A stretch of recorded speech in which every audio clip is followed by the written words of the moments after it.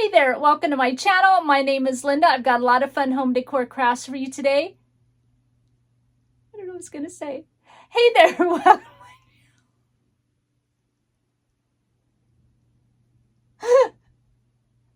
I've got a lot of fun DIY home decor crafts for you today. So what are we waiting for? Let's get started. Today we'll be working on some Rustic Farmhouse Christmas home decor. So let's get started with project number 1. For this project from Dollar Tree, I'm going to use this 10-inch chunky slat board, and I'm going to use this round home decor sign. I like it because it's a little bit thicker.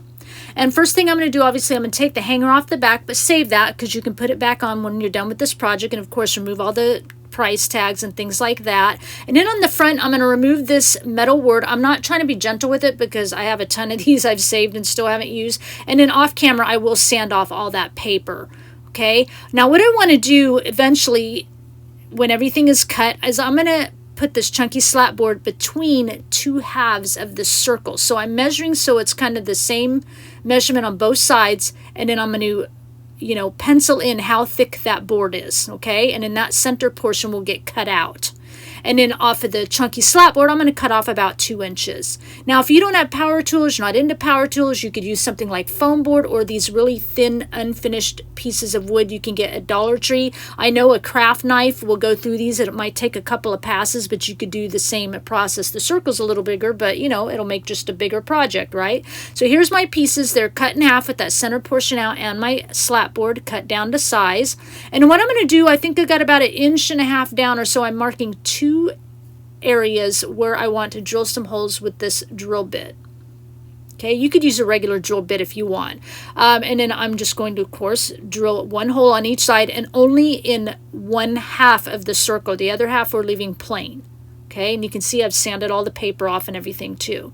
All right, so that's what we've got so far.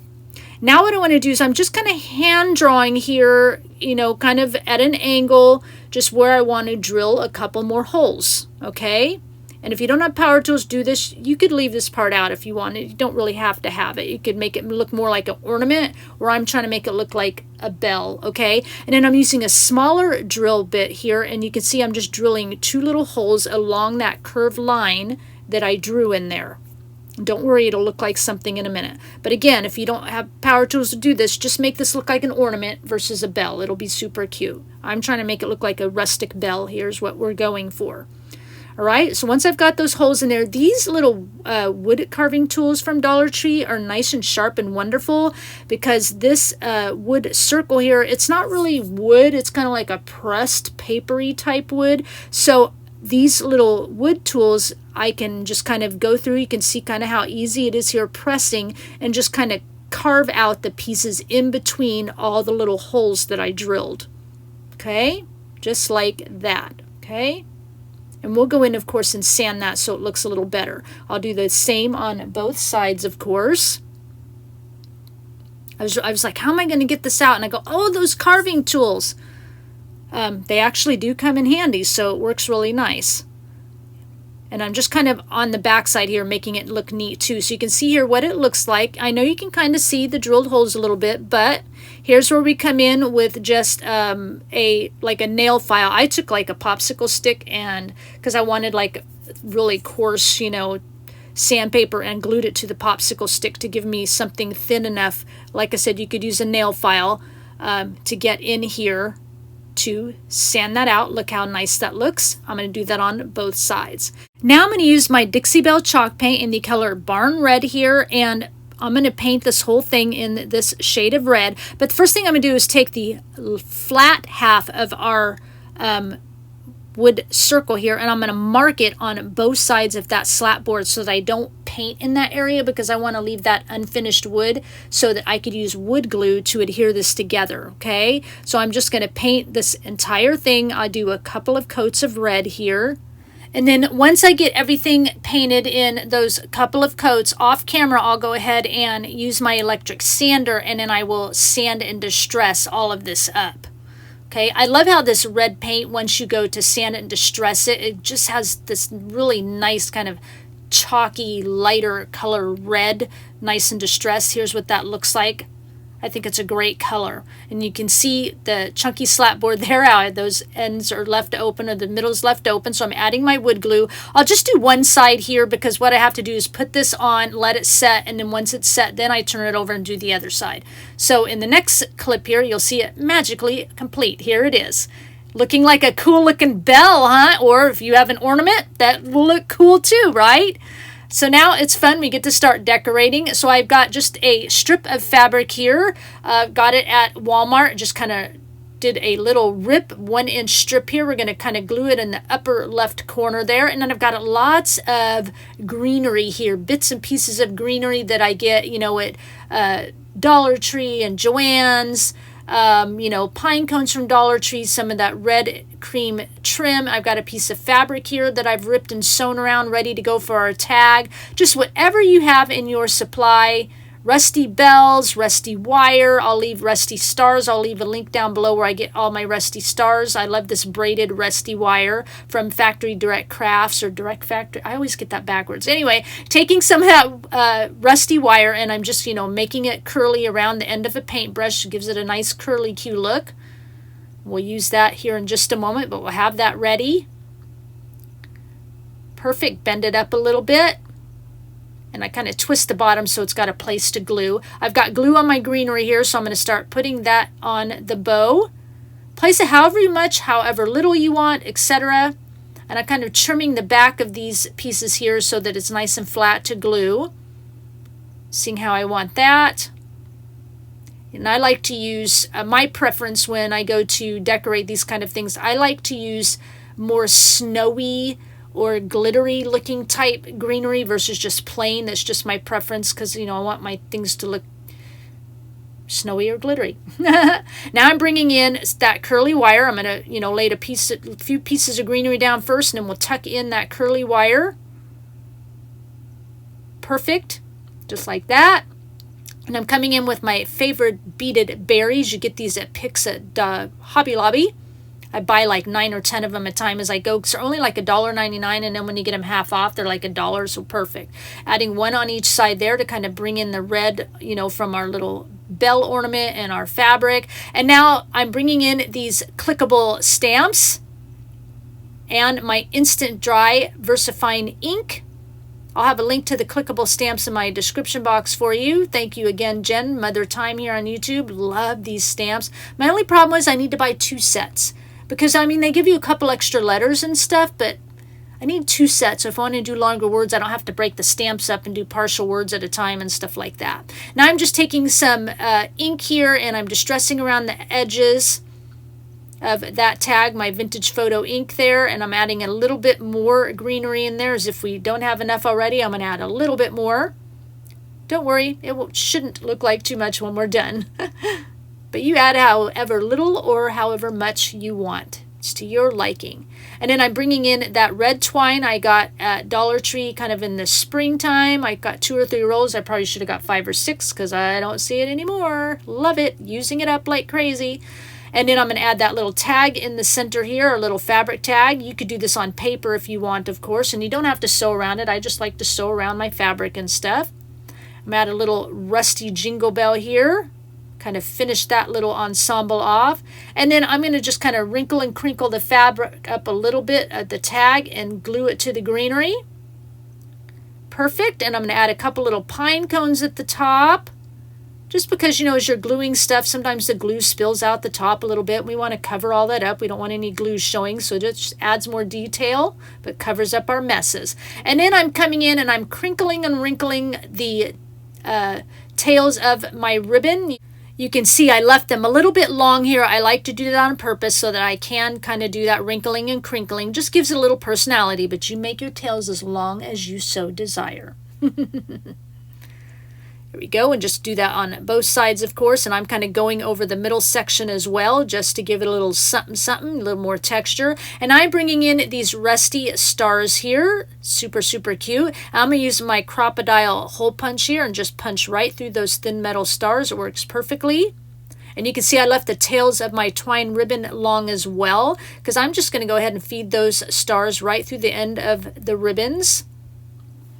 I think this is going to add some great detailing as well. And you don't have to hang anything from your ribbons. Just do it how you like it. Just use your own artistic flair and make this project exactly how you want it to be. So just tying a knot and then cutting off the excess, and that knot will just hang off the front of the star. I'm okay with that. It just gives it texture. And then I'll go ahead and glue down those twine tails into place so that it keeps our knotted stars facing front ways. Always trying to think one step ahead. My words get a little jumbled. That makes it real, right, folks? Okay, now off camera, I'm going to use this clear glitter spray that has silver in it. I get this from Walmart. It's about $7 a can. And then on camera here, I'm going to use this adhesive spray, and I'm going to spray it in areas. And then I've got a little cup here with some pumpkin pie spice and some glitter kind of mixed into it. And then I'm going to just sprinkle it in those areas that I used spray glitter or spray adhesive, of course. And I think it just gives it a rustic, cute, primitive charm to it. I'll spray some on the fabric, and then I will come down and spray some on the stars too, so that all looks nice and cohesive. My spray tip's a little gunked up, so sometimes I have to spray it first to get it to spray correctly somewhere else. And then I left it here to show you, I got a little piece right up top here. See, I'm trying to get it off, and now it made a mess, so I'll just add some spray adhesive there. And we'll pop down some of this stuff, and looks like we did it on purpose. Once I do that, I'll turn it over, tap off the excess, and that makes this project complete.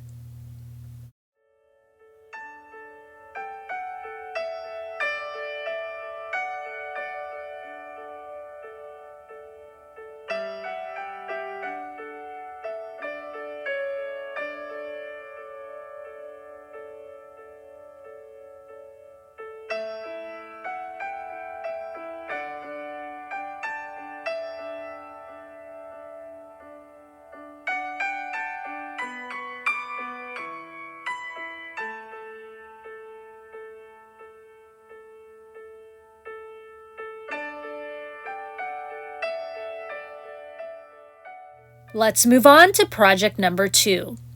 For this project, I am going to use a spindle here. You could use like a round or square, large size dowel. You can get it at any home improvement store if you want. And I kind of go off camera here a little bit, but it's about 25 inches long is how long my spindle is. I've got a wood ball here. You can find these at Hobby Lobby. I actually found this at Goodwill. Works there. You don't have to have that, but I'm going to. And then I've got a couple of wood pieces here in my supply. Found a package of wood pieces at Goodwill. I like to do a double base. Okay, you could use like this from Dollar Tree. They have these square wood pieces. You could double base it. You could leave it a single base. I'm going to have a lot of materials down here, like the round, thick round circle or that decorative thick piece you could use for a base. You could use this hexagon shape, all of this from Dollar Tree, or this decorative piece from Dollar Tree. Great as a base because it's nice and heavy. Even this kind of oval wood plaque, whatever you like. For a sign, I'm going to use one of these, again from Dollar Tree, and you could use this metal plant hanger from Dollar Tree. One of mine will have it on there, but I'm going to use this that I found at a local hardware store. It's a cute little plaque or a cute little hanger. I'm going to use wood glue here, and I'm going to start by gluing my spindle to the smaller wood square. I've got a needle in here so I know I can match the holes up with each, because then off camera, as you can see, I placed a screw in there to make it nice and sturdy. And then I will glue this entire ensemble to the bigger wood base on the bottom. Okay, once that's done off camera, I went ahead, you can see there, and I wood glued my wood ball to the top. And now I'm going to take Debbie's Design Diary DIY White Swan chalk paint and Dixie Belle Barn Red chalk paint for the rest of my pieces here. I'm going to take the White Swan and paint my whole spindle ensemble here. I do a couple of coats. Okay, and then once both of these are dry off camera, I will go in with my electric sander and distress them up. That's just choice. You don't have to distress anything, but I like to kind of make it look a little more distressed. You could do the red and white stripe thing on this if you want. I think that is always super cute. And I haven't done that yet, and I always want to do it, and then I always seem to go back to just doing it this way. But, you know, whatever you want to do. And then painting my little decorative piece here. And you could use whatever you want for a sign. This is going to be our sign here to hang off of the side of our spindle ensemble, but you could use whatever shape or whatever you want. I thought this was just the perfect shape for what we're using on this. I needed something a little bit longer, a little bit skinnier for this. And I'll do a couple coats front and back, of course.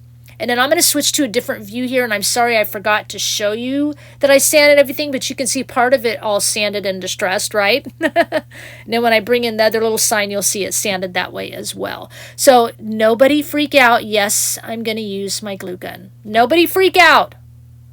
I didn't freak out. And then, of course, lots of greenery pieces here and some stuff that came off other picks. And you can again see they're snowy and glittery. This piece is from some glitter picks from Dollar Tree. And I'm just going to go, when I do this, I kind of seem to always decorate kind of from the left side around to the front. So we are working on the left side of our little spindle here. And I'm just gluing, just glue however you want to glue your pieces in here.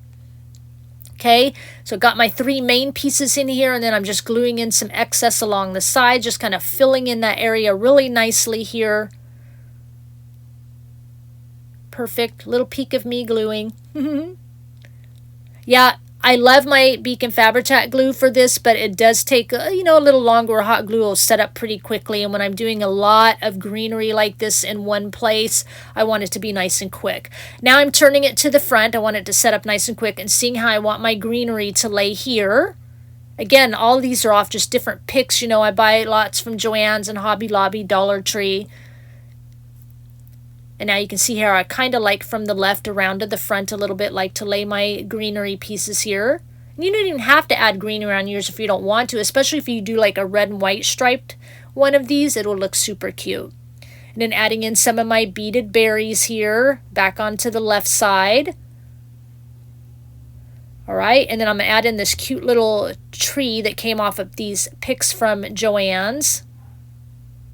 And then I'm going to bring in back around to the left side. I've got a little corner there that's open, and you got a ripped piece of fabric here. I've tied into a bow, so I'm going to glue that in there. And then I'm going to add a big rusty bell right in the center of that bow.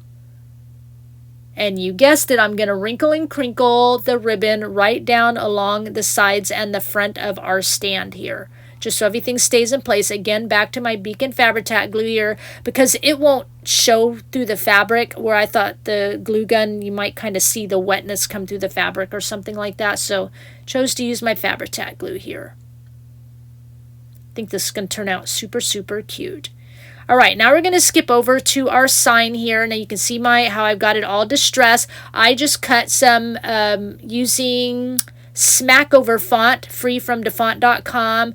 Vinyl, cut it out with my Cricut machine. You could totally paint it on or draw it on, however you want to do it. These are some little eye hooks. They're really tiny around, because this wood is thinner, so you don't want something with a thick base. And I'm just screwing 2 eye hooks in at the top. Again, really tiny with the threaded part so that it doesn't crack or break my wood or anything like that. Perfect. And then once I get those in here, I want them in nice and tight. Once I get those in here, we'll move on to the next step. Perfect, nice and easy. And now I'm putting my bracket on here. Again, the Dollar Tree one will work perfectly wonderful. And I'm just going to screw one in, and then the other one I'll screw it in off camera, and I'm doing it at the very tip top underneath that ball there, because the one off camera I got to do it by hand, and you know how to screw a screw in. Now to attach this to my bracket, I'm using this plant hanger from Dollar Tree. I like to use the large hooks on it, and then for this particular one, so that it hangs evenly from my bracket, I use the hook and 1 link on one side and the hook and 4 links on the other side. You determine how much you need to make it hang right. And then I started out actually using some jump rings, and you can see how there's nice hooks hang off that bracket really nice. So it makes it really good. And then the top's already got holes in it, so I hook it through there. I actually was going to use jump rings on here. I left it on here so you can see if you need, if the little links are a little bit too big, jump rings come in handy. But in the final looks, you're going to see I end up taking the jump rings off, decide I didn't need them. And then off camera, I will spray it with some spray glitter, and then that makes this project complete.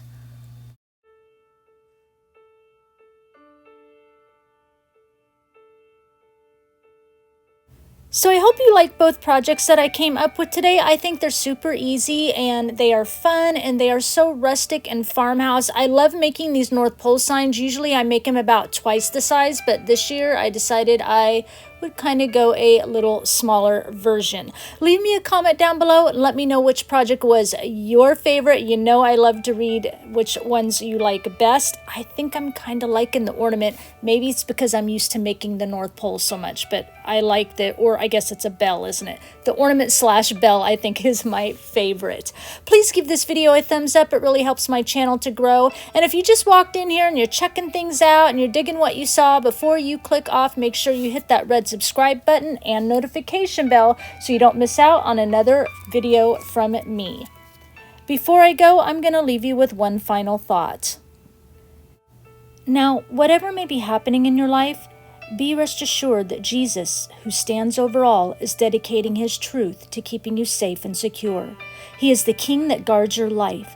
He is the Savior that keeps you free. He is the healer of your mind, body, and soul. He cares about everything that you are going through. Do not think even for a second that Jesus does not know or care about your life.